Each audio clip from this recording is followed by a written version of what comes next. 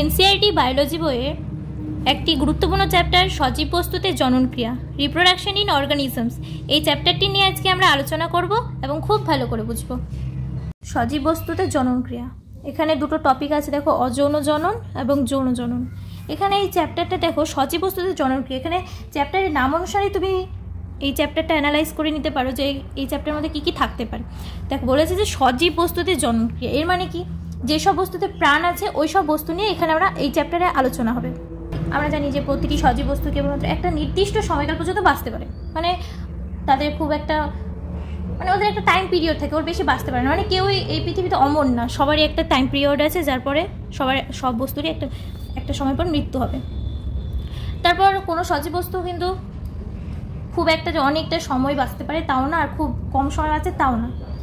আর এই যে সজীব বস্তুটা আছে তার যে জন্ম থেকে শুরু করে মৃত্যু পর্যন্ত যে সময়কালটা থাকে তাকে জীবনকাল মানে ধরো কোনো একটা প্রাণী, ধরে না একটা কুকুর আজকে জন্ম নিল, ঠিক 20 বছর হোক, 15 বছর হোক বা 30 বছর হোক, পরে তার মৃত্যু ঘটলো। তো এই যে আজকে থেকে 30 বছর হোক, 20 বছর হোক, এই যে এই সময়কালটা, তার মধ্যে তার বৃদ্ধি হয়েছে, পরিণত হয়েছে, তারপর তার মৃত্যু ঘটেছে, এই সময়কালটাকে আমরা জীবনকাল বলতে পারি। তারপর আমরা এটা একটা বলতে পারি যে কোনো বস্তুর, মানে কোনো জীবের, তাদের গঠনগত, তারপর আকৃতিগত দিক দিয়ে, মানে কী বলবো, তাদের জীবনকালটা সেম বলতে পারি, কিন্তু এটা নাও হতে পারে। যেমন এনসিইআরটি অনুসারে আমরা এটা বলতে পারি যে একটা কাক আর একটা টিয়া পাখি দেখতে প্রায় একই মতো, গঠনটাও একই মতো, কিন্তু এদের জীবনকালের অনেকটা পার্থক্য আছে, অনেকটা। যেমন কাক বাঁচে হচ্ছে তোমার 20 বছর আর একটা টিয়া পাখি হচ্ছে 140 বছর, এদিকটা দেখতে হবে। তারপর এইভাবেই আমি বলতে পারি যে একটা অশ্বত্থ গাছ আর আম গাছের যে জীবনকালটা, ওটার পার্থক্যটা অনেক বেশি। তো ইন্ট্রোডাকশনে এইসবই বলেছে, দেখে নাও।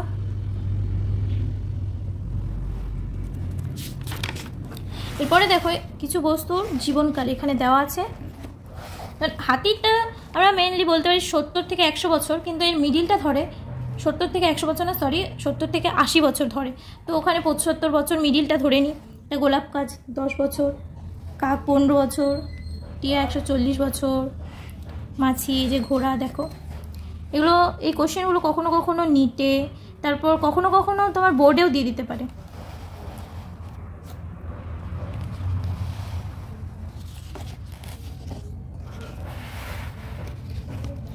এর বলছে জনন হলো একটি জৈবিক প্রক্রিয়া যার মাধ্যমে একটি জীব তার অনুরূপ জীব অর্থাৎ অপত্য জীবের জন্ম দেয়। মানে জনন কি একটা জৈবিক প্রক্রিয়া, মানে এটা এর মধ্যে দিয়ে অপত্যটা মানে জন্ম নেয়, এটা বায়োলজিক্যাল একটা বলা চলে। এর মধ্যে একটা জীব অপত্য জীবের জন্ম দেয়, আর সেই অপত্য জীবটা বৃদ্ধি পায়, পরিণত হয় এবং পরবর্তী সময়ে নতুন অপত্য জীবের সৃষ্টি করে। মানে ও তো অপত্যটা পরিণত হওয়ার পর তো একটা নতুন জীবের সৃষ্টি করবেই না। তার যে এই অপত্য জীবটা যে আছে, তার জন্ম হলো, বৃদ্ধি ঘটলো, পরিণতি হলো, তারপর একসময় যে মৃত্যু হয়, এটাই হচ্ছে একটা জীবনকাল, মানে জীবন চক্র। এটা মৃত্যু মানে এটা চলতেই থাকে, এটা ধারাবাহিকভাবে চলতেই থাকে। এখানে এটাই বলেছে। এবার বলছে জীবজগতে বিশাল বৈচিত্র্য রয়েছে। একদম, জীবজগতের একটা বিশাল বৈচিত্র্য অবশ্যই রয়েছে। প্রতিটি জীব সংখ্যা বৃদ্ধি এবং অপত্য সৃষ্টির জন্য তার দেহে নিজস্ব পদ্ধতির উদ্ভব ঘটিয়েছে। হ্যাঁ, একদম, মানে তুমি বলতে অভিব্যক্তি, অভিযোজন, কখনো কখনো আমরা মানে মানুষ সমাজে বা হোক, প্রাণী সমাজে হোক, কুকুর হোক, বিড়াল হোক, তাদের যে পরিবেশটা আছে ওই পরিবেশ অনুসারে তারা মানিয়ে নিয়ে একটা নতুন অপত্য জীবের সৃষ্টি করে।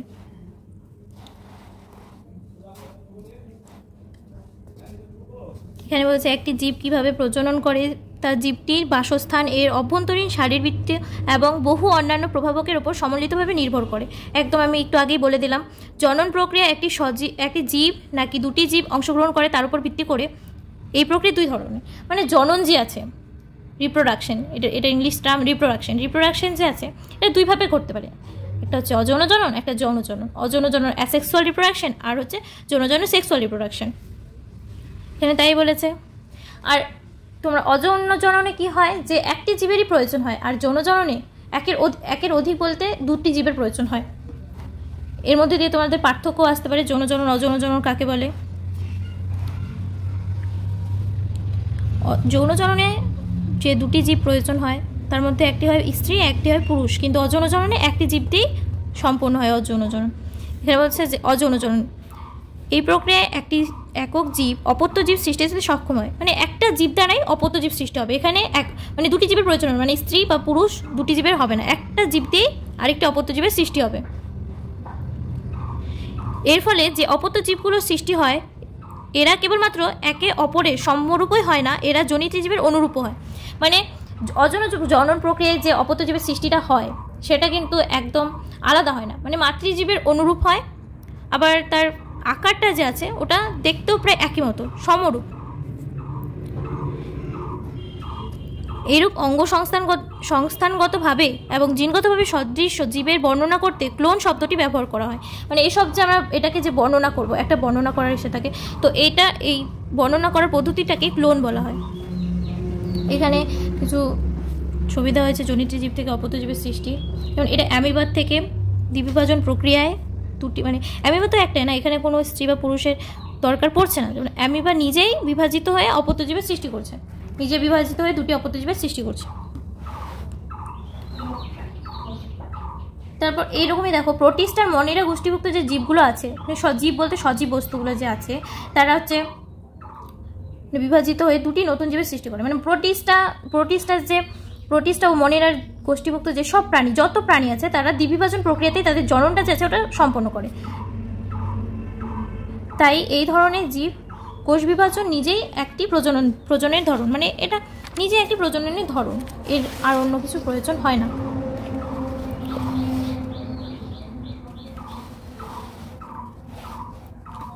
তারপর দেখো বহু এককোষী জীব আছে যারা দ্বিবিভাজন প্রক্রিয়ায় জনন সম্পন্ন করে। মানে দ্বিবিভাজন আমরা অ্যামিবা দেখলাম যে আমরা কি দেখলাম যে একটা অ্যামিবা, ধরো এটা একটা অ্যামিবা, এই অ্যামিবাটা বিভাজিত হয়ে দুটাতে হলো, এখান থেকে ধরো ভাঙতে শুরু করলো, প্রথমে এরকম হলো, মানে এই জায়গাটা একটু পাতলা হয়ে গেল, তারপর আস্তে আস্তে ভেঙে দুটাতে হয়ে গেল, এটা একটা এখানে একটা, মানে একটা নিউক্লিয়াস প্রথমে দুটো হয়, তারপর আস্তে আস্তে এটা ভাঙতে শুরু করে, তারপর দুটো নিউক্লিয়াসে পরিণত হয়, মানে এটা হচ্ছে অ্যামিবার দ্বিবিভাজন প্রক্রিয়াতে ঘটে।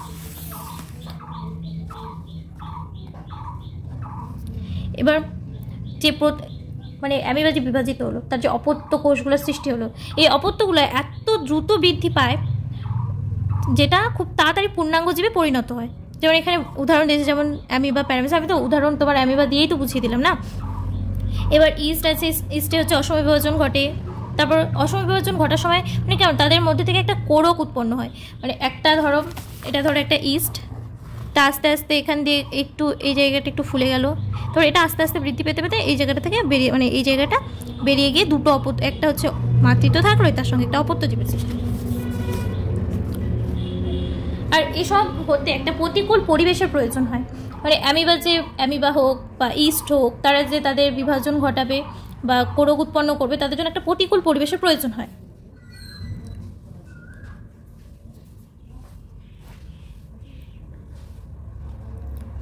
এরপর এই যে প্রতিকূল পরিবেশে অ্যামিবা তার ক্ষণপথগুলি গুটিয়ে নেয় এবং এর ক্ষরণ অ্যামিবাটির চারপাশে একটি শক্ত আবরণ বা সিস্ট গঠন করে। অ্যামিবা যে থাকে ওর প্রতিকূল পরিবেশ, মানে ওর যদি অনুকূল পরিবেশ না পায়, মানে ও যেই পরিবেশে মানে কী বলবো ওটাকে, ও যদি প্রতিকূল পরিবেশ না, মানে অনুকূল পরিবেশ না পায়, মানে যেখানে ও তার অপত্য জীবটাকে সৃষ্টি করতে পারবে, তো ওরকম যদি পরিবেশ না পায় তাহলে সে কী করে, তার পাশ দিয়ে মানে চারদিকে একটা আবরণ সৃষ্টি করে যাকে আমরা সিস্ট বলবো। আর এই ঘটনা যে হয় এটাকে এনসিস্টেশন বলা হয়। আর যখন যে তার অনুকূল পরিবেশটা, মানে ওই প্রতিকূল পরিবেশটা ধরো একটা মানে তোমার বাড়ি বলবো কি, তোমার অঞ্চলে একটা ঝড় এসছে, বড় কোনো একটা ঝড়, তো ওই ঝড়ে তোমরা কি করবে, যে সবাই বাড়িতেই থাকবে। এবার সেই ঝড়টা চলে গেলে তোমরা কি করবে, যে বাইরে গিয়ে একটু খেলাধুলা করে আসবে। ওটাই ধরে নাও যে অ্যামিবাটা ধরো ঝড় এসছে অ্যামিবাটার উপরে, তো অ্যামিবাটা কী করলো, সিস্ট গঠন করলো, তারপর যখন আবার ওই ঝড়টা চলে গেলো, তারপর ওটা ওই কী বলবো, ঝড়টা চলে যাওয়ার পর তার ওই সিস্টটা যে ছিল ওটা ভেঙে গেল। এখানে এটাই বলেছে।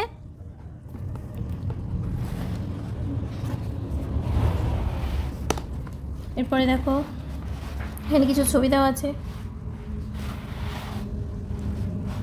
এবার বলছে যে ছত্রাক রাজ্যের যে সদস্যগুলো থাকে, এখানে দেখো বলেছে ছত্রাক রাজ্যের সদস্য এবং শৈবালের মতো সরল উদ্ভিদগুলো বিশেষ অযৌন জননে সহায়ক গঠন সময়ের মাধ্যমে জনন কার্য সম্পন্ন করে। মানে কি বলছে, ছত্রাক রাজ্যের যেসব প্রাণীগুলো থাকে আর শৈবালের মতো সরল উদ্ভিদগুলো যে থাকে তার একটা বিশেষ অযৌনজনন যেখানে একটা জীবেরই কিন্তু প্রয়োজন হচ্ছে, মানে অযৌনজনন প্রক্রিয়ায় বা বলতে পারি যে সহায়ক গঠন সময়ের মাধ্যমে জনন কার্যটা সম্পন্ন করছে। আর এই সকল যে গঠনগুলো আছে এদের মধ্যে সবচেয়ে পরিণতি গঠনটি হলো চলরেণু, মানে এই যে ছত্রাক রাজ্য বা শৈবালের মতো যে উদ্ভিদগুলো আছে এদের যে গঠন সময়ের মাধ্যমে জনন কার্যটা যে সম্পন্ন করছে এই গঠনটাই হচ্ছে, মানে এই গঠনটা যে সবচেয়ে পরিণত অংশটা আছে বা পরিচিত অংশটা ওটাকে আমরা জুস্পোর বলছি, যেগুলো সাধারণত আনুবেক্ষণিক সচল গঠন বিশিষ্ট হয়, মানে আনুবেক্ষণিক, দেখা যায় না সহজে চোখে। অন্যান্য পরিচিত অযৌনজনের সহায়ক গঠনগুলি হলো কনিডিয়া হচ্ছে পেনিসিলিয়ামের ঘটে, কোরক হচ্ছে হাইড্রার এবং গ্যামিউস স্পঞ্জের। এর বলছে যে যদি প্রাণীকুল এবং অন্যান্য সরল জীবেদের ক্ষেত্রে অযৌনজনন পরিভাষাটি দ্বিতার্থহীনভাবে ব্যবহৃত হয় তবে উদ্ভিদের ক্ষেত্রে অঙ্গজ জনন পরিভাষাটি বারংবার ব্যবহৃত হয়, মানে বারবার করে ব্যবহৃত হবে। যদি হচ্ছে এই যে অযৌনজনের পরিভাষা দ্বিতার্থভাবে ব্যবহৃত হয় তাহলে এটাকে বারবার করে ব্যবহৃত হয়, মানে অঙ্গজ জনন পরিভাষাটি বারবার ধরে ব্যবহৃত হতে থাকবে। এবার হচ্ছে উদ্ভিদের ধাবক রানার হচ্ছে তোমার রানারটা সাধারণত আমরুলের ক্ষেত্রে আমরা দেখতে পাবো। রানার হচ্ছে আমরুল। গ্রন্থিকাণ্ড রাইজোম, এখানে হচ্ছে রাইজোম। ভূনিম্নস্থ ধাবক সাকারটা চন্দ্রমল্লিকার ক্ষেত্রে আমরা দেখতে পাই। তারপর স্ফীতকন্দ টিউবার আলুর ক্ষেত্রে, এই যে আলুর এখানে আলুর গঠনটা দেওয়া আছে, আলুর ক্ষেত্রে আমরা টিউবার দেখতে পাই, মানে স্ফীতকন্দ, এর মধ্যে থেকে স্ফীতকন্দ বেরিয়ে আসে। তারপর রস্যধাবক অফিস্ট, কন্দ, বাল্ব হচ্ছে পেঁয়াজ রসুনের ক্ষেত্রে দেখা যায়। তারপর বলছে এর মতো যে অঙ্গজ জননের এককগুলি সবই নতুন অপত্যজীব সৃষ্টিতে সক্ষম, মানে এর মাধ্যমে উদ্ভিদ হোক বা প্রাণী, এখানে উদ্ভিদের ক্ষেত্রেই বলেছে, তো উদ্ভিদগুলো হচ্ছে তাদের অঙ্গজ জনন প্রক্রিয়ায় অপত্যজীব সৃষ্টি করে। যেমন এখানে বলে যে আলুর যে চোখগুলো আছে এর মাধ্যমে একটা নতুন উদ্ভিদ সৃষ্টি হয়, এই যেগুলো হচ্ছে চোখ। আদার যে স্ফীতকন্দ বা মুকুলগুলো আছে, যে আদার গ্রন্থিকাণ্ড সমূহ থেকে হচ্ছে নতুন একটা আদার সৃষ্টি হয়। তারপর এখানে বলছে অ্যাগেভ হচ্ছে বুলবি, মানে তোমার যেমন চুপড়ি আলু এর ক্ষেত্রে দেখা যায় অ্যাগেভটা। পাথরকুচি তো জানোই, ওটা পাতার থেকেই নতুন একটা উদ্ভিদের সৃষ্টি হয়। তারপর হচ্ছে কচুরিপানা, এটা রসধাবক, মানে কচুরিপানাটার কেমন, ওর যে একটা দেখবে দুটো কচুরিপানার মাঝখানে একটা বড় দণ্ড, কারণ মানে একটা কেমন পাতলা পাতলা কিছু একটা থাকে। এই যে এখানে যেমন বলেছে এটার দ্বারাই হচ্ছে তাদের বৃদ্ধিটা ঘটে, তারা একে অপরের সঙ্গে জয়েন্ট আকারে থাকতে থাকে। এবার এখানে দেখো যে হাইড্রার দেহ থেকে উৎপন্ন কোরক, যেটা হাইড্রা এর থেকে কোরক উৎপন্ন হচ্ছে, যেটা আমি বলতে ভুলে গেছিলাম, এখন বলে দিচ্ছি। এই যে ক্লামাইডোমোনাসের যে চলরেণুগুলো আছে এগুলো হচ্ছে চলরেণু, ক্লামাইডোমোনাসের চলরেণু গেল। তারপর পেনিসিলিয়ামের কনিডিয়া, এই যে এই কনিডিয়া দ্বারা এরা মানে অপত্যজীব সৃষ্টি করে। তারপর হচ্ছে স্পঞ্জে গ্যামিউস, এই যে এর মধ্যে যে এই সব অংশগুলো আছে এগুলোকে গ্যামিউস বলে, তো স্পঞ্জের ক্ষেত্রে ঘটে।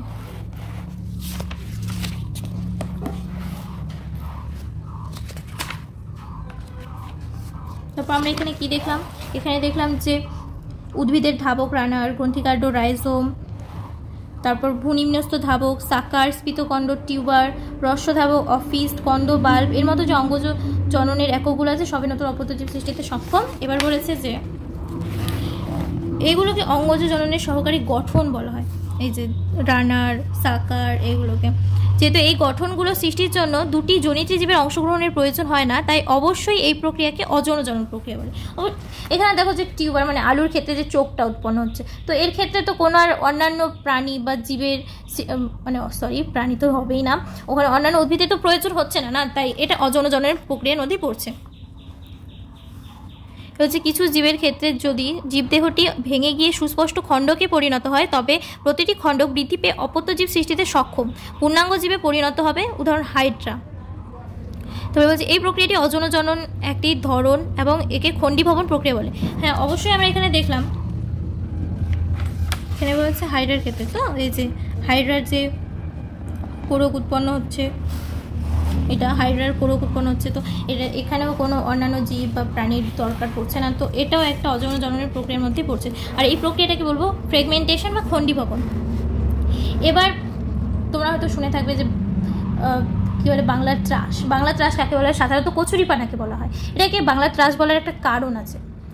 কচুরিপানা যদি কোনো একটা বদ্ধ জলের পুকুর, মানে কোনো একটা পুকুরে যেখানে বদ্ধ জলটা বদ্ধভাবে থাকে, সেখান থেকে জলটা চলে যায় না, সেরকম পুকুরে যদি আমরা কচুরিপানা একটা অংশ ফেলে দিই, তাহলে ওই কচুরিপানাটা আস্তে আস্তে বৃদ্ধি পেতে পেতে পেতে পুরো যে পুকুরটা আছে ওই পুকুরটাকে বলে আবদ্ধ করে না, আবদ্ধ বলতে কি পুরো পুকুরটাকে ঘিরে নেয়। তো এর ফলে হচ্ছে যে মাছগুলো আছে ভালো করে অক্সিজেন নিতে পারে না, মানে জলে অক্সিজেনের দ্রবীভূত অক্সিজেনের পরিমাণটা খুব প্রচণ্ড পরিমাণে কমে যায়।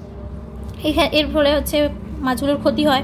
তো বাংলা ত্রাসকে বলার কারণ হচ্ছে ওটা সহজে মানে বের করা যায় না, পুকুর থেকে বের করে দিলেও দেখা যায় কিছুদিন পর আবার হয়ে গেছে, তাই এটাকে বাংলার ত্রাস বলা হয়, টেরর অফ বেঙ্গল। আর এই যে কচুরিপানা যে আছে এটাকে বাইরের বিদেশ থেকে ভারতে আনা হয়েছিল, তার যে ফুলগুলো আছে ও সুন্দর সুন্দর ফুলগুলোর আকর্ষণ, তাই এটাকে বাংলা।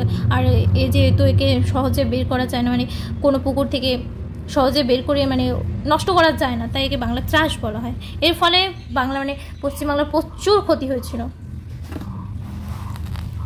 এবার এখানে বলছে দেখো কিছু এখানে ইম্পর্টেন্ট লাইন। এই উদ্ভিদগুলো বলতে এখানে যেমন বলেছে যখন তোমরা যত্ন সহকারে উপরে উল্লেখিত উদ্ভিদগুলো নতুন চারা গাছে উৎপত্তি চিহ্নিত করার চেষ্টা করবে, তখন তোমরা দেখতে পাবে যে এই যে এখানে দেখো বলছে আলু, আখ, কলা, আদা, ডালিয়ার মতো উদ্ভিদগুলোর কথা বলা হয়েছে। তারপর এখানে কলা, আদার গ্রন্থিকাণ্ড এইসব, যে এই উদ্ভিদগুলো কেবলমাত্র পরিবর্তিত কাণ্ডে উপস্থিত পর্ব থেকেই উৎপন্ন হয়। মানে এদের যে কাণ্ডগুলো থাকে, পরিবর্তিত কাণ্ডগুলা, এদের মধ্যে পর্ব থাকে, এই পর্ব থেকেই উৎপন্ন হয়। যখন এই উদ্ভিদের দেহস্থিত, মানে তুমি দেখো যে আলু যে আছে, আলুর ক্ষেত্রে কি ওর চোখ থেকে হচ্ছে আরেকটা আলু, মানে ওই চোখগুলো হচ্ছে মাটিতে কী বলবো ওটাকে রোপণ করার পর হচ্ছে আরেকটা আলু তৈরি হচ্ছে। আখের যে আখ তো সাধারণত এরকম হয় দেখতে, একটা এটা এসে এর মধ্যে একটা মানে এরকম প্রায় বাঁশের মতো দেখতে, তো এই যে অংশগুলো আছে এই অংশগুলো থেকে আরেকটা আখ গাছের সৃষ্টি হয়। তারপর আদার যে কন্দ, স্ফীত কন্দগুলো থেকে আদা তৈরি হয়। ডালিয়ার ক্ষেত্রে কি ডালিয়ার ক্ষেত্রেও সেম ওরকমই, তো এখানে বলেছে। তারপর যখন এই উদ্ভিদের দেহস্থিত পর্বগুলি নোটস, ভেজা মাটি অথবা জলের সংস্পর্শে আসে, তখন এই অংশগুলি থেকে মূল উৎপন্ন হয় এবং নতুন উদ্ভিদের সৃষ্টি। মানে মাটিতে এই যে স্ফীত ফন্দগুলো আছে, তারপর আলুর যে চোখ টোক আছে, এটা মাটিতে রোপণ করার পর, রোপণ ঠিক বলা যায় না, মানে ওটা মাটিতে পোতার পর তারপর মধ্যে যদি ভালো পর্যাপ্ত পরিমাণে তুমি জল দাও, তারপর আরও সার দাও, তাহলে দেখবে ওখান থেকে মানে অঙ্কুর বা নতুন চারা গাছ উৎপন্ন হয়েছে। তারপর পাথরকুচি এর বায়োফাইলাম, পাতার পত্র যে কিনারাগুলো থাকে ওর থেকেই হচ্ছে আরেকটা নতুন পাথরকুচি পাতার সৃষ্টি হয়। তারপর এখানে বলেছে যে প্রতিকূল পরিবেশে শুরু হওয়ার ঠিক পূর্বে শৈবাল ও ছত্রাকের মতো জীব যৌনজনন পদ্ধতিতে জনন কার্য সম্পন্ন করে। মানে কোনো একটা জীব তার যদি প্রতিকূল পরিবেশ থাকে, মানে আমি একটু ভুল বললাম, প্রতিকূল পরিবেশ শুরু হওয়ার আগে, মানে তার যে অনুকূল পরিবেশটা আছে ওই পরিবেশটা থাকাকালীন যে শৈবাল ও ছত্রাকের মতো যে জীবগুলো আছে ওরা যৌনজনন পদ্ধতিতে জনন কার্য সম্পন্ন করে।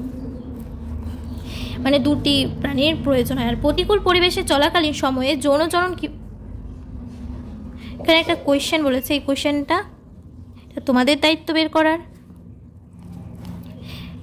এবার বলেছে যে উচ্চ শ্রেণীর উদ্ভিদরা অযৌন মানে অঙ্গজ জনন এবং যৌন জনন এই দুটি পদ্ধতিতেই জনন কার্য সম্পন্ন করে। মানে উচ্চ শ্রেণীর উদ্ভিদ যেগুলো আছে তাদের মধ্যে অযৌন জনন আর যৌন জনন দুটোই দেখা যায়। আর বেশিরভাগ প্রাণীরাই হচ্ছে কেবলমাত্র যৌন জনন পদ্ধতিতে জনন কার্য সম্পন্ন করে। মানে একটা স্ত্রী আর একটা পুরুষ উভয় প্রাণীরই প্রয়োজন হয় বেশিরভাগ প্রাণীর ক্ষেত্রে। এবার বলছে যৌন জনন, সেক্সুয়াল রিপ্রোডাকশন, মানে এখানে একটু আগেই আমি বললাম যে দুটি জীবের প্রয়োজন হচ্ছে, একটা হচ্ছে স্ত্রী, একটি পুরুষ, স্ত্রী গ্যামেট, পুরুষ গ্যামেট। এখানে বলছে যে যৌন জনন বিপরীত লিঙ্গের ভিন্ন ভিন্ন জীবসমূহ বা একই জীব থেকে সৃষ্ট পুং ও স্ত্রী জনন কোষ অংশগ্রহণ করে। একদম তাই, আমি একটু আগেই বুঝিয়ে দিলাম। তারপর এই জনন কোষগুলো যে মিলিত হওয়ার পর জাইগোট গঠন করে, আর জাইগোটটা বৃদ্ধি পাওয়ার পর যে নতুন একটা জীব সৃষ্টি করে। এটা হচ্ছে অযৌন জননের তুলনায় যৌন জনন দীর্ঘ, জটিল এবং ধীর প্রক্রিয়া। দেখো আমি তোমাদের আগেই বললাম যে যৌন জনন আর হচ্ছে অযৌন জননের একটা পার্থক্য আসতে পারে। তো এখানে যে পয়েন্ট আছে দেখো, অযৌন জননের তুলনায় যৌন জনন দীর্ঘ, জটিল এবং ধীর প্রক্রিয়া। মানে অযৌন জনন খুব সহজে ঘটে যায়, কিন্তু যৌন জনন যে আছে এটা খুব একটা ক্রিটিক্যাল প্রসেস, মানে খুব একটা সময়, অনেকটা সময় লাগে। আর অযৌন জনন প্রক্রিয়া খুব একটা সময় লাগে না। আর অযৌন জনন প্রক্রিয়া খুব ফাস্ট হয়, আর যৌন জনন প্রক্রিয়া খুব ধীর একটা প্রক্রিয়া। এটা হচ্ছে যৌন জনন প্রক্রিয়ায় পুং এবং স্ত্রী জননকোষের গ্যামেট মিলনের কারণে অপত্যজীব সৃষ্টি হয়। মানে এইখানে আমি তো আগেই বললাম যে পুং আর স্ত্রী জীবের প্রয়োজন হচ্ছে, আর এই পুং আর স্ত্রী জীবের মধ্যে থেকে দুটি গ্যামেট, মানে আমরা কি জানি, পুংয়ের স্ত্রী গ্যামেট হচ্ছে 2n আর পুং হচ্ছে 2n। তো এই 2n থেকে একটা করে n আসছে, এই n মিলে 2n, মানে একটা অপত্যজীবের সৃষ্টি করছে। মানে এই গ্যামেটগুলো মিলনের পর হচ্ছে আরেকটা জীবের অপত্যজীবের সৃষ্টি হচ্ছে। এই যে অপত্যজীবটার সৃষ্টি হওয়ার পর, হ্যাঁ, ওই এখানে বলছে যে এই অপত্য জীবগুলো জনিত্রী জীবের অনুরূপ হয় না। হ্যাঁ, একদম। দেখো, তুমি কি তোমার মার মতো বা তোমার বাবার মতোই সেম দেখতে? একই তো দেখতে না, তো তুমি ভিন্ন, মানে তুমি তোমার বাবা মার থেকে আলাদা দেখতে। হ্যাঁ, কিছু তো মিল থাকবেই জিনগত। তো এখানে এটাই বলছে যৌন জননে সক্ষম হওয়ার পূর্বে সব সজীব বস্তুকেই তাদের জীবনকালের বৃদ্ধি এবং পরিণমনের একটি নির্দিষ্ট পর্যায়ে পৌঁছাতে পারে। একদম, মানে বলছে যে যৌন জননে যে সক্ষম হওয়ার পূর্বে, মানে যৌন জননটা হওয়ার পূর্বে, মানে আগে সজীব বস্তু যে আছে তাদের জীবনকাল বৃদ্ধি এবং পরিণমনের একটি নির্দিষ্ট, মানে কি বলবো ওটাকে, মানে একটা জীব আছে, ওই জীবটা হচ্ছে যৌন জন্ম, মানে একটা কুকুর আছে, ওই কুকুরটা জন্ম নেওয়ার পর পরিণত হলো, মানে ওর প্রথমে বৃদ্ধি ঘটলো, তারপর পরিণত হলো, তারপরেই তো সে যৌন জন্ম সম্পন্ন করবে। মানে যতদিন ও পরিণত হবে না, সে ম্যাচুরেট হবে না, ততদিন তো সে হচ্ছে মানে ওই যৌন জননটা সক্ষম হবে না, যৌন জননে সক্ষম হবে না। এখানে এটাই বোঝাতে চাইছে। এই সময়কালকে জুভেনাইল ফেজ বলে। মানে এই যে তোমার, মানে সেই কুকুরটা যে জন্ম নিল, জন্ম থেকে বৃদ্ধি পরিণতি পর্যন্ত যে সময়কালটা আছে ওটাকেই জুভেনাইল ফেজ বলছে। এটা ইম্পর্টেন্ট একটা লাইন। এবার বলছে উদ্ভিদের ক্ষেত্রে এটি অঙ্গজ দশা বা ভেজিটেটিভ ফেজ নামে পরিচিত। মানে উদ্ভিদ তো একটা যৌন জনন হোক বা অযৌন জনন হোক, কিছু তো একটা সম্পন্ন করছে, মানে কোনো একটা প্রক্রিয়াতে তার জননক্রিয়াটা সম্পন্ন করছে। তো সেও তো সেম মানে ওই প্রাণীদের মতোই, তার প্রথমে জন্ম হচ্ছে, বৃদ্ধি হচ্ছে, তারপর পরিণত হওয়ার পর সে হচ্ছে তার অঙ্গজ জনন হোক বা অন্য কোনো দশা হোক, মানে তার প্রক্রিয়াটা, মানে অযৌন জনন প্রক্রিয়া হোক, যৌন জনন প্রক্রিয়া হোক, সে একটা অপত্যজীবের সৃষ্টি করছে। এই যে তাদের, মানে ওই উদ্ভিদটার যে ধরো একটা গোলাপ গাছের যে মানে বৃদ্ধি থেকে পরিণত হওয়ার সময়কালটা আছে জন্ম থেকে, ওটাকেই ভেজিটেটিভ ফেজ বলছে। এবার বিভিন্ন জীবে এই দশার সময়কালটা ভিন্ন ভিন্ন হয়। মানে আমি একটা উদাহরণ দিলাম যে একটা কাক আর টিয়ার মধ্যে, তো তাদের হচ্ছে যেহেতু জন্মটাও আছে, বৃদ্ধিও আছে, পরিণতও আছে, তো হয় কাক তো আগে পরিণত হবেই, কারণ তার তো জীবনকালটা যেটা খুব সামান্য 15 বছর, আর যে টিয়া পাখিটা আছে ওর পরিণত হওয়ার সময়টা একটু হলেও বেশি লাগবে, কারণ তার জীবনকালের সময়টা প্রচণ্ড বেশি, যেমন 140 বছর। এখানে এটাই বলেছে। দেখো, তারপর যে 1 বর্ষ এবং দ্বিবর্ষজীবী যে উদ্ভিদ আছে সুস্পষ্টভাবে অঙ্গজ জনন দশা এবং বার্ধক্য দশা পরিলক্ষিত হয়। 1 বর্ষজীবী যেমন তোমার ধান গাছ, এটা তো 1 বর্ষজীবী না,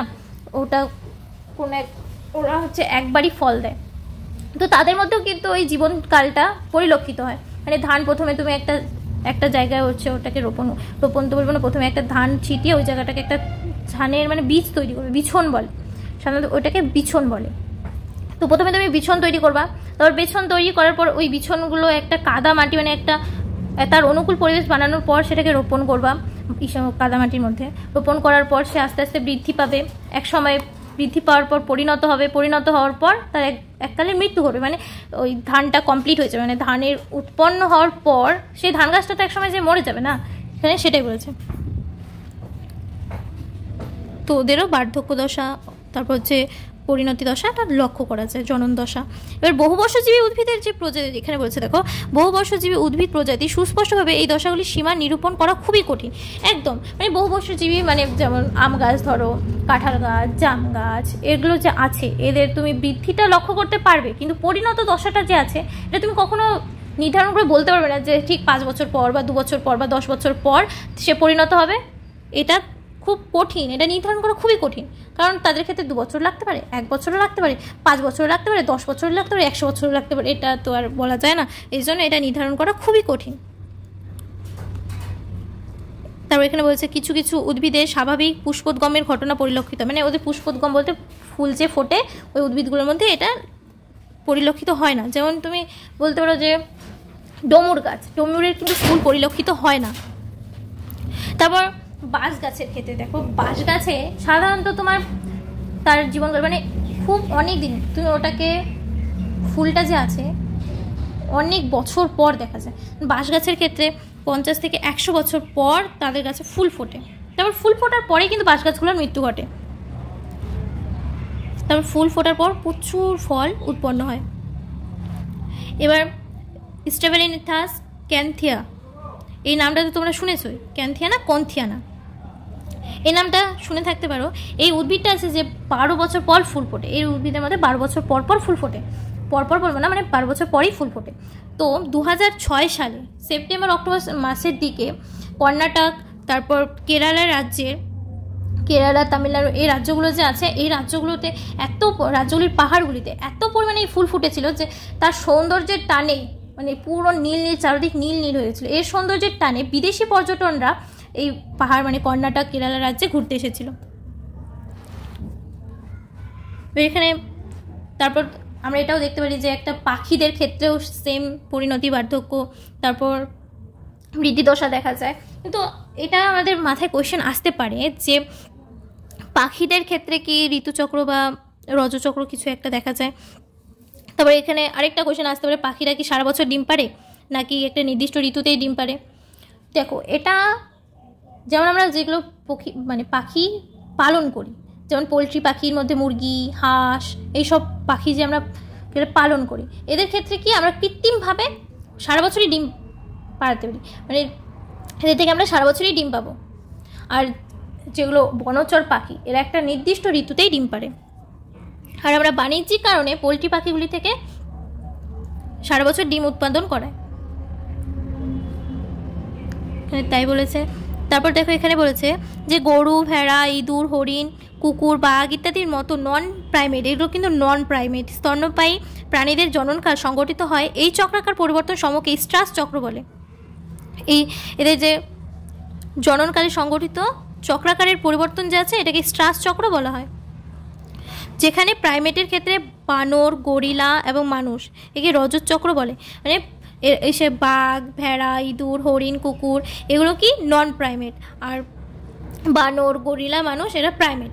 প্রাইমেটের ক্ষেত্রে রজচক্র দেখা যায়, আর হচ্ছে নন প্রাইমেটদের ক্ষেত্রে স্ট্রাস চক্র দেখা যায়, এটা মনে রাখবে।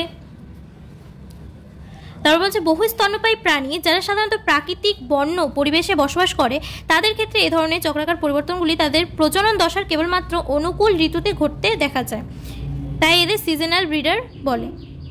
মানে তারা একটা নির্দিষ্ট সময়েই অপত্যজীবের বা তাদের যে জনন প্রক্রিয়া আছে এটা সম্পূর্ণ করে, আর তাই এদেরকে হচ্ছে সিজনাল ব্রিডার বলা হয়।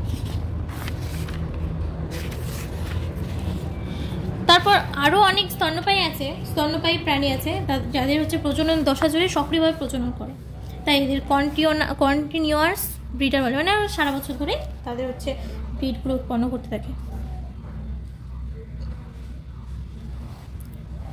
এবার এখানে বলা আছে যে যৌন জননের ঘটনাবলী, ইভেন্টস ইন সেক্সুয়াল রিপ্রোডাকশন। পূর্ণতা প্রাপ্তির পর সব যৌন জননকারী জীবে সংগঠিত ঘটনাবলী এবং প্রক্রিয়ার মধ্যে লক্ষণীয় মৌলিক সাদৃশ্য থাকা সত্ত্বেও বাস্তবে যৌন জননের সঙ্গে সম্পর্কিত গঠনগুলির মধ্যে যথেষ্ট ভিন্নতা পরিলক্ষিত হয়। একদম মানে কোনো একটা জীব পূর্ণতা প্রাপ্তির পর যে সব যৌন জননকারী জীবে সংগঠিত ঘটনাবলী, মানে ওর মধ্যে যেগুলো ঘটনাগুলো ঘটে এবং প্রক্রিয়ার মধ্যে লক্ষণীয় মৌলিক যে সাদৃশ্যগুলো থাকা সত্ত্বেও যে বাস্তবে যৌনজননের সঙ্গে সম্পর্কিত গঠনগুলির মধ্যে যথেষ্ট, মানে যৌনজননের সম্পর্কিত যে গঠনগুলো থাকে তাদের মধ্যে যথেষ্ট মানে অনেকটাই ভিন্নতা, মানে আলাদা, ভিন্নতা বলতে আলাদা আলাদা, এটাকে লক্ষ্য করা যায়। হচ্ছে যৌনজননের ঘটনাবলী বিশদ এবং জটিল হলেও এগুলি একটি নিয়মিত ক্রমে ঘটে। মানে যৌনজনন কিন্তু আমরা প্রথমেই জানতে পারলাম যে যৌনজননের একটা হচ্ছে ক্রিটিক্যাল প্রসেস, কিন্তু এটা নিয়মিত ক্রমে হচ্ছে ঘটে থাকে। যৌনজনন প্রক্রিয়াটি পুং এবং স্ত্রীজনন কোষের গ্যামেট মিলন অথবা নিষেক জাইগোটের গঠনের এবং ভ্রূণের সৃষ্টির মাধ্যমে ঘটতে থাকে। একদম। এবার বলছে নিষেক পূর্ব ঘটনাবলী। জনন কোষের মিলনের পূর্বে যৌনজননের সঙ্গে যুক্ত সব ঘটনাবলী নিষেক পূর্ব ঘটনাবলীর অন্তর্গত। জনন কোষে যে মিলন ঘটে তার পূর্বে যৌনজননের সঙ্গে যে যুক্ত সব ঘটনা, মানে যৌনজননে যে ওর মধ্যে মানে যৌনজনের সঙ্গে যে যুক্ত ঘটনাগুলো আছে তাদের নিষেক পূর্ব ঘটনাবলী বলা হয়, মানে ওর মধ্যে পড়ে। এবার দুটি মুখ্য নিষেকের পূর্ব ঘটনাবলী হলো গ্যামেট উৎপাদন, গ্যামেটোজেনেসিস, এবং গ্যামেটের স্থানান্তর, গ্যামেটের ট্রান্সফার। এবার বলছে গ্যামেটোজেনেসিস বা গ্যামেট উৎপাদন। পুংজনন কোষ এবং স্ত্রীজনন কোষ এই দুই ধরনের জননকোষ সৃষ্টির প্রক্রিয়াকে গ্যামেটোজেনেসিস বলে। মানে পুংজনন কোষ আর স্ত্রীজনন কোষ যে আছে এই যে দুই ধরনেরই তো মানে এই দুই ধরনের যে জনন কোষ, মানে এদের যে মানে স্ত্রীজনন কোষ আর পুংজনন কোষ সৃষ্টির যে প্রক্রিয়াটা আছে, প্রক্রিয়াটাকেই হচ্ছে গ্যামেটোজেনিস বলা হয়। যেমন এদের জনন কোষগুলি হ্যাপ্লয়েড হয়ে থাকে। আমি দেখো তোমাদের এখানেই বললাম যে একটা স্ত্রী একটা পুরুষ 2n হয়, তাদের মধ্যে পুরুষ থেকে n, স্ত্রী থেকে n এসে একটা 2n পরিণত হয়, মানে আরেকটা অপত্যজীবের সৃষ্টি হয়। এখানে যেমন বলছে জনন প্রক্রিয়ার প্রকারভেদ, এখানে বলছে জনন কোষের প্রকারভেদ, আমি ভুল বললাম, এটা হচ্ছে জনন কোষের প্রকারভেদ। এখানে বলছে ক্লডিফোরা এর আইসোগ্যামেট একটি শৈবাল, মানে এটা একটা শৈবাল। এগুলো তোমার নিটে এই ডায়াগ্রামগুলো দিয়ে কোয়েশ্চেন হয়, এটা ইম্পর্টেন্ট। তারপর এই যে ফিউকাস এর হেটেরোগ্যামেটস একটি শৈবাল, এটাও একটা শৈবাল। আর হোমোসেপিয়েন্স এর হেটেরোগ্যামেটস মানুষ, মানে এটা মানুষের কী বলবো ওটাকে জনন কোষের প্রকারভেদের মধ্যে যে হেটেরোগ্যামেট মানে গ্যামেট, এগুলোকে হচ্ছে গ্যামেট, এটা গ্যামেট।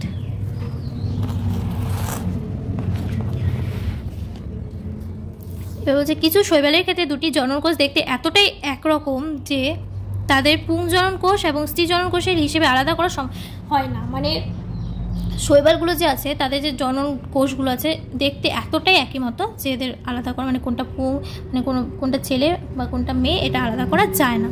এই জন্য এদের হোমোগ্যামেটস বলে, মানে দেখতে প্রায় একই মতো, তাই এদের হোমোগ্যামেটস বলে। বলছে বেশিরভাগ যৌনজননকারী জীবে উৎপন্ন জনন কোষগুলো অঙ্গসংস্থানিকভাবে স্বতন্ত্র ধরনের হয়, হেটেরোগ্যামেটস। মানে এদের যে পার্থক্যটা আছে ওটা ভালো করে বোঝা যায়, তাই এদের হেটেরোগ্যামেটস বলা হয়। এই ধরনের জীবসমূহের পুংজনন কোষে অ্যানথেরোজয়েড বা শুক্রাণু বলে এবং স্ত্রীজনন কোষকে ডিম্বাণু বা ওভাম বলে। এবার বলছে সজীব বস্তুর যৌন বৈশিষ্ট্য, মানে সেক্সুয়ালিটি ইন অর্গানিজমস। এখানে বলছে দেখো উদ্ভিদের ক্ষেত্রে পুং এবং স্ত্রী উভয় জন্ম অঙ্গগুলি একই উদ্ভিদে অথবা ভিন্ন উদ্ভিদে থাকতে পারে, মানে একই উদ্ভিদেও হতে পারে আর অন্যান্য উদ্ভিদেও হতে পারে, মানে আলাদা আলাদা উদ্ভিদেও হতে পারে। মানে একটা গাছ আছে, ওই একটা গাছে যে ফুল ফুটেছে ওই ফুলের মধ্যে পুংও থাকতে পারে, স্ত্রীও থাকতে পারে। তো এখানে এটাই বলেছে।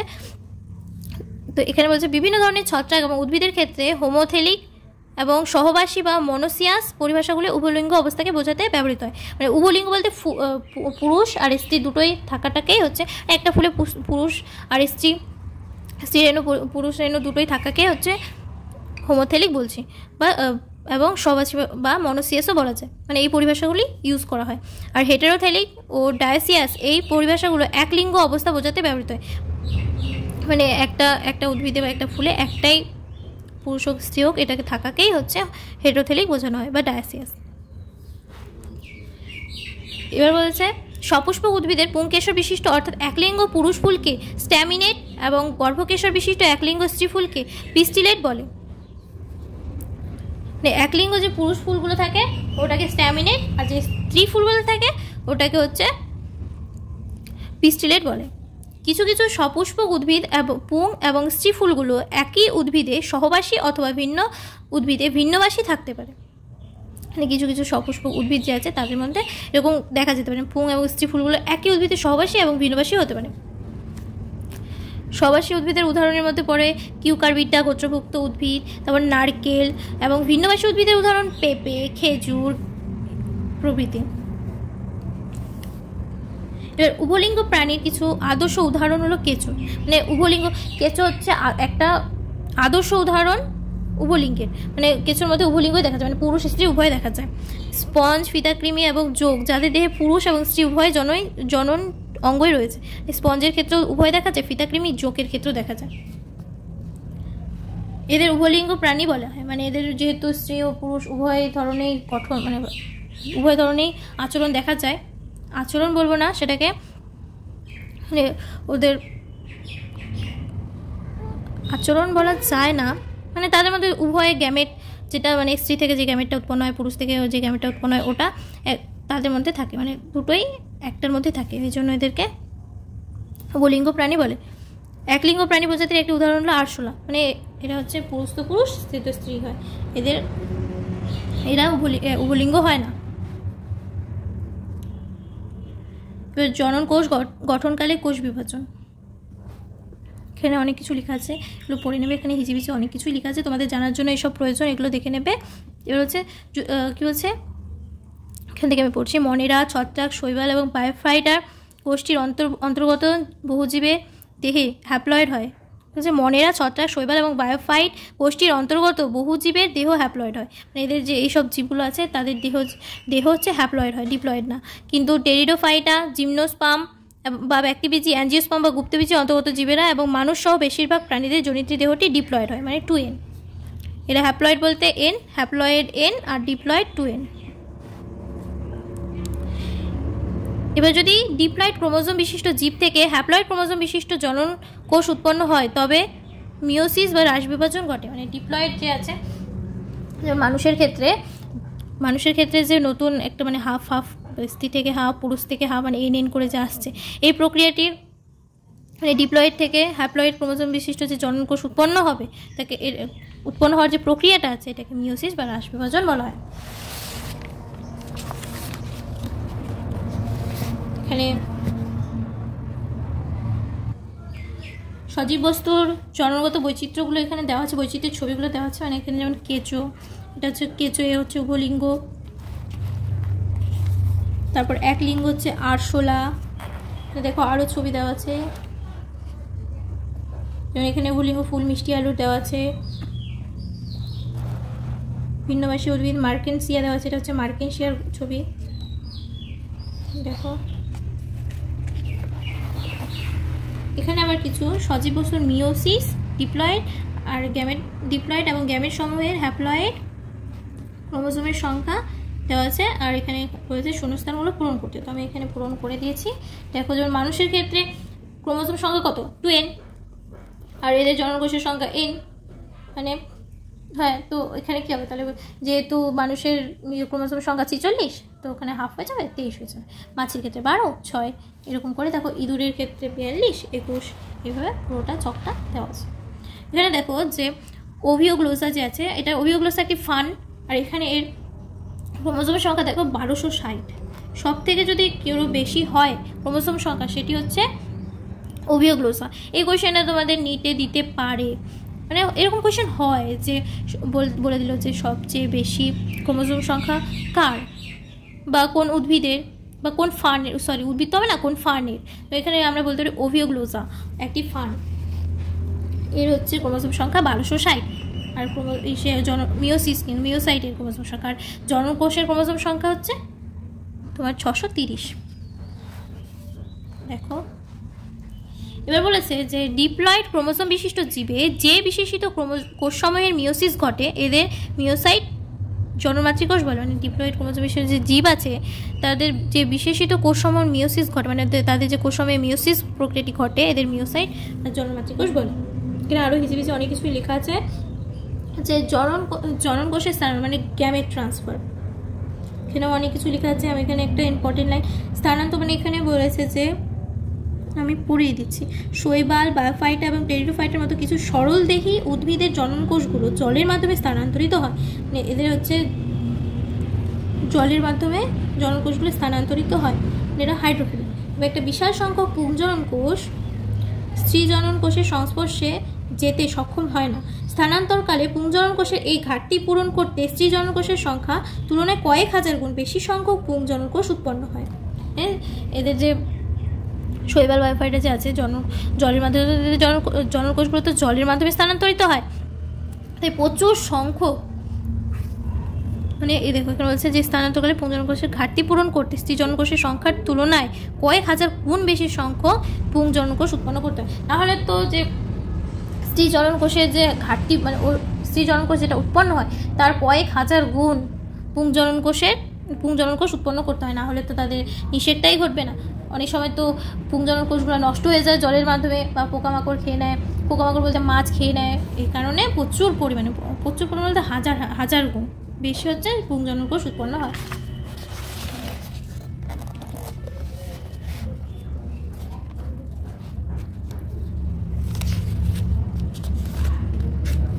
হচ্ছে দেখো বীজ গঠিত হয় এমন উদ্ভিদের পরাগরেণুগুলো পুংগ্যামেট বহন, এখানে পয়ের উৎস হবে, পুংগ্যামেট বহন করে এবং ডিম্বাণুটি ডিম্বকে থাকে। মানে যেসব উদ্ভিদে বীজ গঠিত হয় ওইসব মানে যেসব উদ্ভিদে বীজ গঠিত হয় বলতে যেমন তোমার ধরো আম গাছের বীজ গঠিত হয়, এইসব গাছগুলোতে পরাগরেণুগুলো যে আছে পুংগ্যামেট বহন করে, মানে এদের পুংগ্যামেটগুলো বহন করে এবং ডিম্বাণুটি ডিম্বকে থাকে, ডিম্বাণুটি থাকবে ডিম্বকে এবং পুংগ্যামেটগুলো বহন করবে। পরাগরেণুগুলো পরাগধানীতে উৎপন্ন হয় বলে নিষেকের পূর্বে এদের গর্ভমণ্ডে স্থানান্তরিত হওয়া প্রয়োজন। এবার হচ্ছে স্বনিষেক ঘটে এমন উভলিঙ্গ উদ্ভিদের ক্ষেত্রে যেমন মটর গাছ, পরাগধানী এবং গর্ভমণ্ড পরস্পরের খুব কাছাকাছি অবস্থান করায় পরাগরেণুর গর্ভমণ্ডে স্থানান্তরণ তুলনামূলকভাবে সহজ হয়। স্বনিষেক বলতে নিজের মধ্যেই মানে কোনো একটা উদ্ভিদ আছে ওই উদ্ভিদের নিজের মধ্যেই তার নিষেকটা ঘটায়, তাদের স্বনিষেক বলে। যেমন উদাহরণ এখানে উদাহরণ দিয়েছে মটর গাছ, এদের পরাগধানী এবং গর্ভমণ্ডে যে পরস্পর মানে এদের পরাগধানীটা আর গর্ভমণ্ডটা এতই কাছাকাছি থাকে যে পরাগরেণুর গর্ভমণ্ডটা যে আছে স্থানান্তরণের তুলনামূলকে ওদের যে নিষেকগুলো আছে ওটা তুলনামূলকভাবে খুব সহজেই ঘটে।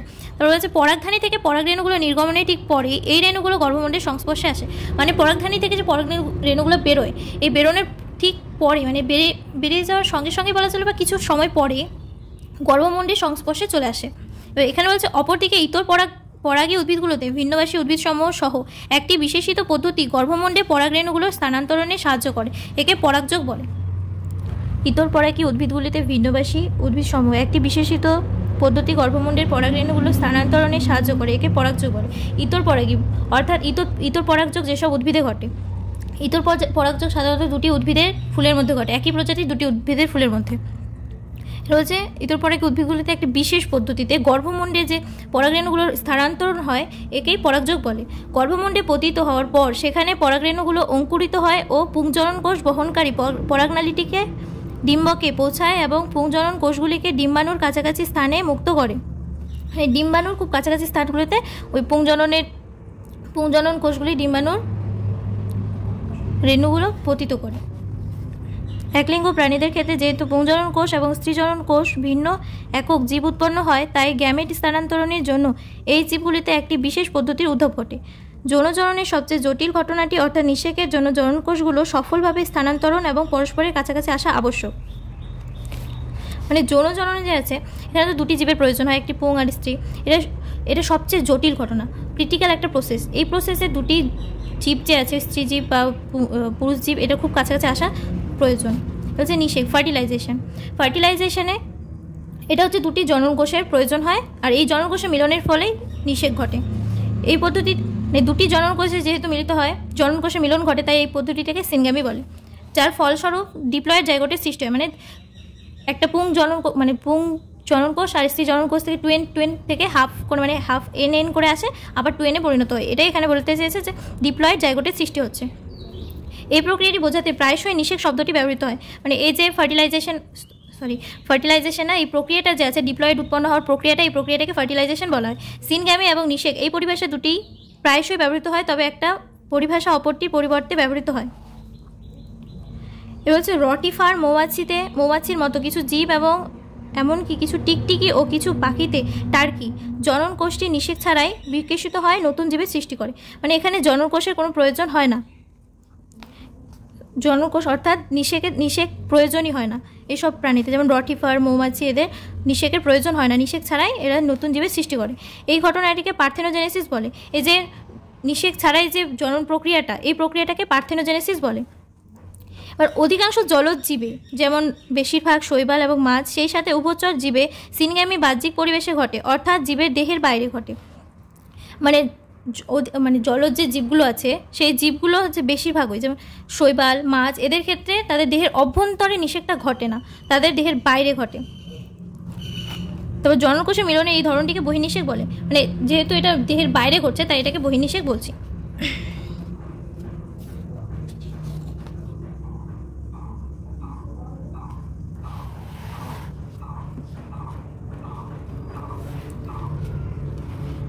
বহু স্থলজ জীব যেমন ছত্রাক, গোষ্ঠীভুক্ত জীব, সরীসৃপ, পক্ষী, স্তন্যপায়ীর মতো উন্নত প্রাণী এবং বেশিরভাগ উদ্ভিদে যেমন ব্রায়োফাইটা, টেরিডোফাইটা, ব্যাক্টিবীজী এবং গুপ্তবীজী সিনগ্যামী জীবদেহের অভ্যন্তরে ঘটে, তাই এই প্রক্রিয়াকে অন্তর্নিষেক বলে। যেহেতু এইসব প্রাণীদের ক্ষেত্রে দেহের অভ্যন্তরে নিষেকটা ঘটছে তাই এই প্রক্রিয়াটিকে অন্তর্নিষেক বলছে। এইসব জীবে স্ত্রীদেহের অভ্যন্তরে ডিম্বাণু উৎপন্ন হয় এবং সেখানেই এরা পুংজনন কোষের সঙ্গে মিলিত হয়। মানে স্ত্রী দেহের ভিতরে, মানে দেহের অভ্যন্তরে ডিম্বাণুটার উৎপন্ন হচ্ছে এবং পুংজনন কোষের সঙ্গে মিলিত, মানে পুংজনন কোষটা যে আছে ওর সঙ্গে মিলিত হচ্ছে। অন্তর্নিষেক ঘটে এমন জীবে পুংজনন কোষটি সচল হয় এবং ডিম্বাণুটির সঙ্গে মিলিত হওয়ার জন্য পুংজনন কোষটিকে ডিম্বাণুর কাছে পৌঁছাতে হয়। মানে স্ত্রীজনন কোষ আর পুংজনন কোষের মিলন ঘটানোর জন্য পুংজনন কোষের যে কোষটি সচল হয় আর এটা ডিম্বাণু খুব কাছে এসে মিলিত হয়। এক্ষেত্রে প্রচুর সংখ্যক শুক্রাণু উৎপন্ন হলেও ডিম্বাণুর সংখ্যা তাৎপর্যপূর্ণভাবে হ্রাস পায়। মানে প্রচুর পরিমাণে শুক্রাণু উৎপন্ন হবে কিন্তু ডিম্বাণু সেই তুলনায় উৎপন্ন হবে না। বীজ গঠিত হয় এমন উদ্ভিদে নিশ্চল পুংজনন কোষ পরাগনালীর মাধ্যমে বাহিত হয় স্ত্রীজনন কোষের কাছাকাছি আসে। মানে তারপর এটা বীজ গঠন হবে, তারপর হওয়ার পর নিশ্চল যে পুংজনন কোষগুলো আছে পরাগনালীর মাধ্যমে, মানে একটা মাধ্যম থাকবে যেটা হচ্ছে পরাগনালী, এর মাধ্যমে বাহিত হয়ে স্ত্রীজনন কোষের কাছাকাছি আসবে। হচ্ছে নিষেক পরবর্তী ঘটনা, পোস্ট ফার্টিলাইজেশন ইভেন্টস। যৌনজননের জাইগোট সৃষ্টির পরবর্তী ঘটনাগুলো নিষেক পরবর্তী ঘটনা বলে। মানে জাইগোট সৃষ্টির পরের যেই ঘটনাগুলো আছে ওটাকে হচ্ছে নিষেক পরবর্তী ঘটনা বলা হয়। মরুলা, ব্লাস্টুলা, গ্লাস্টুলা, এই পরবর্তী যে এই প্রক্রিয়াগুলো হবে এগুলোকে হচ্ছে নিষেক পরবর্তী ঘটনা বলে। জাইগোট সব যৌনজননকারী জীবের ডিপ্লয়েড জাইগোট সৃষ্টি একটি সার্বজনীন ঘটনা। মানে যত যৌনজনন প্রক্রিয়া হয় তাদের মধ্যে ডিপ্লয়েড জাইগোট সৃষ্টির যে প্রক্রিয়াটা ওটাকে সর্বজননী, মানে সব থেকে বেশি মানে বড় ঘটনা বলা হয়। বহির্নিষেক ঘটে এমন জীবসমূহে জাইগোট দেহের বহিঃপরিবেশে ঘটিত হয়। অপরদিকে অন্তর্নিষেক ঘটে এমন জীবসমূহকে জাইগোট জীবদেহের অভ্যন্তরে গঠিত হয়। মানে বহির্নিষেক ঘটে হচ্ছে জীবসমূহের জাইগোটের দেহের বহিঃপরিবেশে, মানে জাইগোটের বাইরে, আর হচ্ছে অন্তর্নিষেক ঘটে জীবসমূহের জাইগোটের জীবদেহের ভিতরে। জাইগোট পরবর্তী বৃদ্ধি জীবের জীবনচক্রের প্রকৃতি এবং যে পরিবেশে জীবটি অবস্থান করে এর উপর নির্ভর করে। মানে জাইগোটের পরের যে বৃদ্ধিটা আছে সেটা জীবের জীবনচক্রের প্রকৃতিটা এবং যে পরিবেশে জীবটি অবস্থান করে তার উপর নির্ভর করছে। এবার হচ্ছে ছত্রাক এবং শৈবালের অন্তর্গত জীবসমূহের জাইগোটকে ঘিরে একটি পুরু প্রাচীর গঠিত হয়।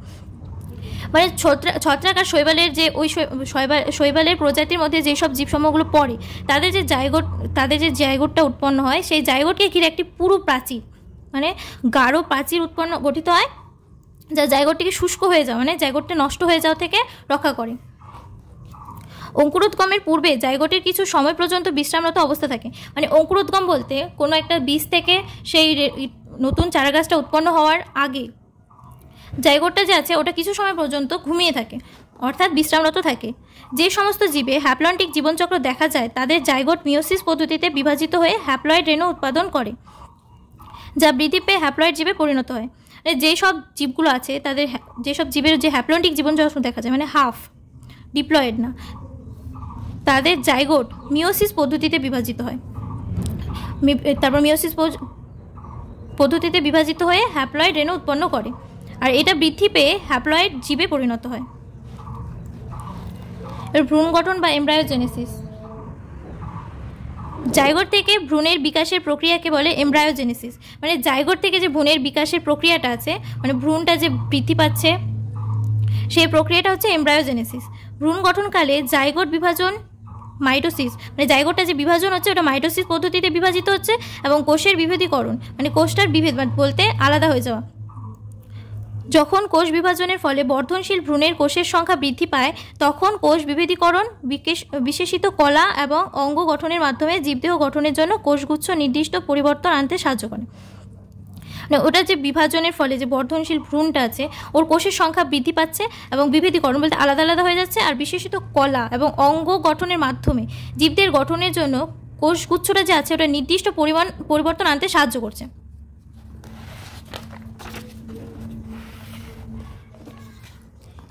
জাইগোটের বিকাশে স্ত্রীজনিত দেহের বাইরে নাকি ভিতরে ঘটে, অর্থাৎ এরা নিষিক্ত অনিষিক্ত ডিম পারে অথবা অপত্য জীবের জন্ম দেয়।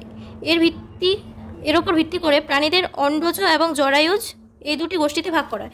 মানে জাইগোটের যে বিকাশটা আছে ওটা স্ত্রীজনিত দেহের ভিতরে ঘটছে না বাইরে ঘটছে, এর ওপর ভিত্তি করে এটাকে দুই ভাগে ভাগ করা যায়। একটা হচ্ছে অন্ডজ, আর একটা হচ্ছে অন্ডজ গোষ্ঠীভুক্ত, আর একটা হচ্ছে জরায়ুজ গোষ্ঠীভুক্ত। অন্ডজ বলতে যারা ডিম পারে, আর জরায়ুজ বলতে সরাসরি যারা বাচ্চা উৎপন্ন করে। সরীসৃপ এবং পক্ষীর মতো অন্ডজ প্রাণীরা পরিবেশের একটি সুরক্ষিত স্থানে শক্ত চুন নির্মিত খোলকের আবৃত নিষিক্ত ডিম পারে। মানে সরীসৃপ বলতে যারা বুকে ভর দিয়ে চলে তাদের সরীসৃপ বলা হয়, এবং পক্ষীর মতো, পক্ষী বলতে তো জানোই পাখি, তো পাখিরা হচ্ছে অন্ডজ, মানে অন্ডজ বলতে ডিম পারে, যেসব প্রাণীরা ডিম পারে তাদের এই অন্ডজ প্রাণী বলে। আর এই প্রাণীগুলো পরিবেশের একটি সুরক্ষিত স্থান, মানে যেখানে তারা সেফ ফিল করে, ওই সব অঞ্চলে একটা শক্ত চুন নির্মিত, মানে ডিমটা একটা শক্ত চুন নির্মিত হয় এবং খোলক আবৃত নিষিক্ত ডিম পারে। এই ডিমেটা দেওয়া কিছুটা সময় পর নতুন অপত্য জীব ডিম ফুটে বেরিয়ে আসে। মানে এই ডিমে সেই মাতা প্রাণীটা অনেক দিন ধরে তা দিতে দিতে তারপর সেই ডিমটা থেকে একটা অপত্য জীব বেরিয়ে আসে। অন্যদিকে জরায়ুজ প্রাণীদের মধ্যে মানুষ সহ অধিকাংশ স্তন্যপায়ী প্রাণীরা স্ত্রী জীবের দেহের অভ্যন্তরে জাইগোটের বৃদ্ধি ঘটায় এবং এর ফলে অপত্য জীব সৃষ্টি হয়। যেমন মানুষের ক্ষেত্রে আমরা বলতে পারি মাতৃদেহের ভিতরে যে জাইগোটা আছে, জাইগোটের মধ্যেই ভ্রূণটা বৃদ্ধি পেয়ে তারপর সেটা হচ্ছে কিছু সময় পর, মানুষের ক্ষেত্রে 280 দিন পর সেটা দেহের বাইরে বেরিয়ে আসে। বৃদ্ধি একটি নির্দিষ্ট দশা অতিক্রম করার পর স্ত্রী জীব দেহে হতে বাচ্চা প্রসব হয়। এটা তো আমি একটু আগেই বলে দিলাম। জরায়ুজ প্রাণীদের ক্ষেত্রে জীবটি ভ্রূণাবস্থায় যথাযথ যত্ন এবং সুরক্ষা পাওয়ার অপত্য জীবগুলো টিকে থাকার সম্ভাবনা অনেকটাই বেশি। মানে জরায়ুজ প্রাণীদের ক্ষেত্রে যেমন মানুষ, তারপর বাঘ, সিংহ, হরিণ, যাই হোক, এসব প্রাণীদের ক্ষেত্রে যে জীবটি ভ্রূণাবস্থায় যথাযথ, মানে যখন বাচ্চাটা ভ্রূণ থাকে, মানে পেটের অভ্যন্তরে থাকে, তখন খুব সুরক্ষা প্রদান বা যত্ন এবং সুরক্ষা উভয় পায় এবং ভালোভাবে সেটা উৎপন্ন হতে পারে। সপুষ্পক উদ্ভিদের ডিম্বকের অভ্যন্তরে জাইগোট গঠিত হয়। সপুষ্পক যেসব উদ্ভিদগুলো আছে তাদের ডিম্বকের অভ্যন্তরে জাইগোটটা উৎপন্ন হচ্ছে, মানে ডিম্বকের ভিতরে। নিষেকের পর ফুলের বৃত্তাংশ, পাপড়ি ও পুংকেশর শুকিয়ে যায় এবং ঝরে পড়ে। মানে নিষেক হওয়ার পর ফুলের যে বৃত্তাংশ, পাপড়ি ও পুংকেশর শুকিয়ে যায়, মানে ওটা নষ্ট হওয়ার পর সেগুলো ঝরে পড়ে। যদিও গর্ভকেশরটি উদ্ভিদের সাথেই যুক্ত থাকে, মানে উদ্ভিদের সাথে গর্ভকেশরটা যেটা আছে ওটা উদ্ভিদের সঙ্গে যুক্ত থাকবে, সেটা কখনো ঝরে পড়বে না বা নষ্ট হয়ে যাবে না। মানে নষ্ট হবে আগে সে পরিণত হবে। তারপর জাইগোট বৃদ্ধি পেয়ে ভ্রূণে এবং ডিম্বক বৃদ্ধি পেয়ে বীজে পরিণত হয়। এই জাইগোটটা যখন বৃদ্ধি পাবে তখন সেটা ভ্রূণে পরিবর্তিত হবে এবং ডিম্বকটা বৃদ্ধি পেয়ে বীজে পরিণত হবে। ডিম্বক যে বীজটা পরিণত হচ্ছে এটা উদ্ভিদের ক্ষেত্রে, আর জাইগোটটা হচ্ছে প্রাণীদের ক্ষেত্রে। প্রাণী বলতে মানুষ, বাঘ, হরিণ, শেয়াল। গর্ভাশয় বৃদ্ধি পেয়ে ফলে পরিণত হয় এবং ফল পেরিক্রাপ নামক একটি পুরো প্রাচীর তৈরি করে যার কাজ হলো ফলকে সুরক্ষা প্রদান করা। মানে গর্ভাশয়টা যখন বৃদ্ধি পায় তারপর সেটা বৃদ্ধি পেয়ে পরিণত হয় এবং ফলে পেরিক্রাপ নামক একটি পুরো প্রাচীর, মানে একটা অনেক মোটা প্রাচীর তৈরি করে, যার কাজ হলো, মানে ওর কাজটা হচ্ছে ফলকে সুরক্ষা প্রদান করা, মানে ফলটাকে ভালো রাখা। ফল থেকে ছড়িয়ে পড়ার পর বীজগুলো অনুকূল পরিবেশে অঙ্কুরিত হয় এবং নতুন উদ্ভিদ সময়ের জন্ম দেয়। যে ফল থেকে যেটা ছড়িয়ে পড়ার পর বীজগুলো যে আছে ওটা অনুকূল পরিবেশ, মানে তার নিজস্ব একটা পরিবেশে অঙ্কুরিত হয়, মানে সেটা ফুটে বেরিয়ে আসে এবং নতুন উদ্ভিদ সময়ের, মানে নতুন একটা উদ্ভিদের জন্ম দেয়। চ্যাপ্টারটা অ্যানালাইজ করা কমপ্লিট হলো। চ্যানেলে নতুন হলে অবশ্যই সাবস্ক্রাইব করো। তোমাদের সাবস্ক্রিপশন আমাদের মোটিভেশন। খুব ভালো থেকো।